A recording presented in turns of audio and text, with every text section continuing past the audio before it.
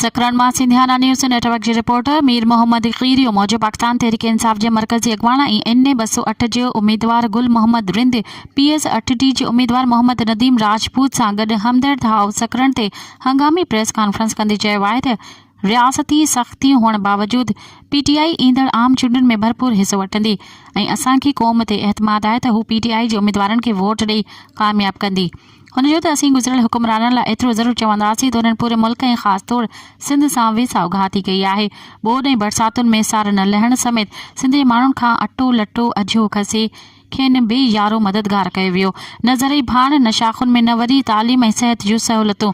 उन करे असीं चाहियूं था त ईंदड़ उम्मीदवार अहिड़ा हुजनि जेके अवाम जे अहंजनि खे सम्झनि। गुल मोहम्मद रिंद इहो बि चयो त इलेक्शन खां अॻु इमरान ख़ान जी इख़्लाक़ी फतह थी चुकी आहे ऐं जेकॾहिं फ्री एंड फेयर इलेक्शन थी त पाकिस्तान तहरीक इंसाफ पूरे मुल्क में सोभ माणींदी। हुनजो त धांधली जी शुरूआति कई वई आहे जंहिंजो मिसाल PTI जे उम्मीदवारनि जा फार्म रद्द करण ऐं असांजे निशान बेट ते एतिराज़ करणु आहे। प्रेस कॉन्फ्रेंस में ग़ुलाम मुस्तफ़ा जलालाणी, इक़बाल अहमद रिंद, अमीर गुल रिंद ऐं नज़ीर हुसैन रिंद, धणी बख्श मक्सी खां सवाइ PTI जा वर्कर पिणु मौजूदु हुआ।